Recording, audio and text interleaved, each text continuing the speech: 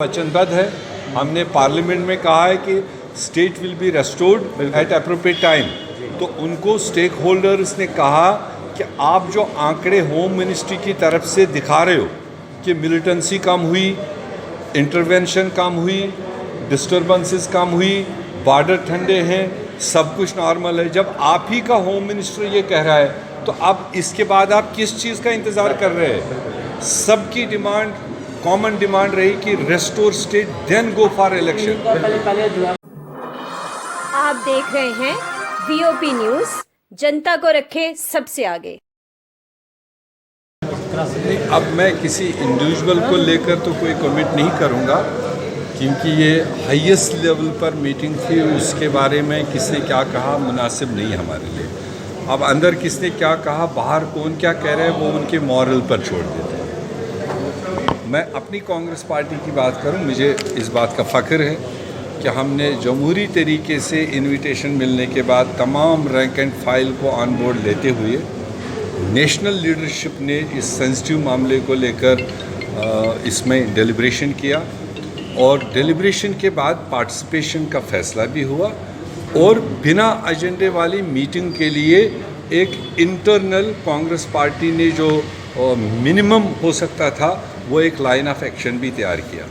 वही वजह रहा कि जब अंदर गवर्नमेंट साइड से कोई एजेंडा नहीं बताया गया और फाइनली कांग्रेस को ही पहले बोलने का एक मौका मिला, तो मुझे खुशी है कि जिस तरह से कांग्रेस ने वहाँ पर पिछले 5 अगस्त 2019 से लेकर आज तक जो मोदी सरकार ने यूनिलेटरल डिसीजंस, कॉन्स्टिट्यूशनल हो, डेवलपमेंटल हो, जम्मू कश्मीर के किसी भी बारे में जो फैसले लिए वो यूनिलेटरल, और उसके इम्प्लिकेशंस हमारे लोगों को किस तरह से भुगतना पड़ा, किन तकलीफ़ों में से जूझना पड़ा, वो चाहे ट्रेडर्स हो, वो चाहे स्टूडेंट्स हो, किड्स हो, मतलब माइंस में इफ़ेक्ट करने वाले लोग हो, रोड सेक्टर में, ट्रांसपोर्ट सेक्टर में, ये सारा माशरा है और उनका कमर तोड़ सिचुएशन मोदी सरकार के यूनिलेटरल फैसलों ने पैदा किया।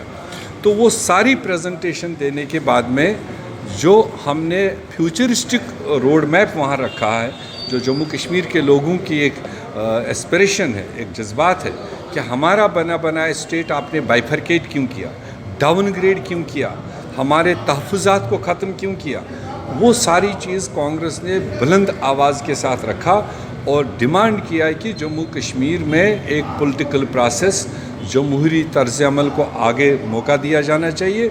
जल्द अज जल्द यहाँ पर एक पॉपुलर सरकार लोगों को बनाने का मौका दिया जाना चाहिए।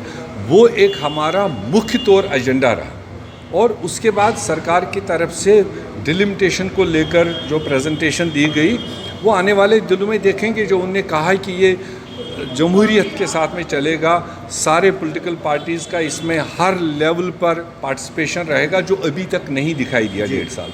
अब अगर आगे ऐसा कोई अमल वो उठाते हैं, तरीक़ेकार उठाते हैं कि जिसमें स्टेट में भी, डिस्ट्रिक्टों में भी, तहसीलों में भी, जहाँ जहाँ इस पर डिबेट होगा वहाँ तमाम पॉलिटिकल पार्टीज़, तमाम सोशो पॉलिटिकल ऑर्गेनाइजेशंस को भी इस्तेमाल किया जाएगा, ताकि ट्रांसपेरेंट तरीके से अगर ये डिलिमिटेशन आगे बढ़ता है तो कांग्रेस को कोई आपत्ति नहीं है। मेरे साहब, आपको लगता है ये जो भाजपा वाले जमहूरियत तो समझते नहीं हैं, न उनके पार्टी में है तो न उनके दिमाग में है, वरना देश तो इफ़हाम तफहूम से ही चलता है, वो बिल्डोजिंग से नहीं चलता है।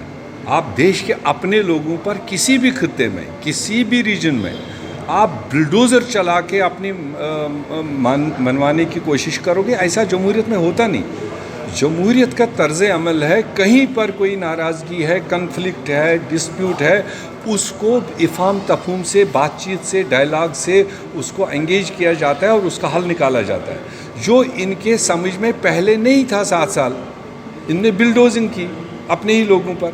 अब इसीलिए हमने कहा देर आए दुरुस्त आए।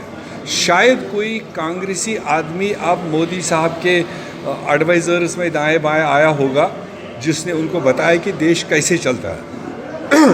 उसकी पहल उन्होंने एक शुरुआत की, उसका एप्रिसिएशन सब लोगों ने किया।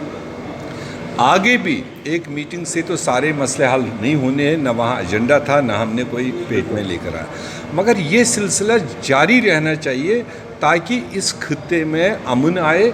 अमन होगा तो तरक्की होगी, तो तरक्की होगी तो लोगों में खुशहाली होगी। तरीक़ेकार यही होना चाहिए अगर वो आगे रखना चाहिए।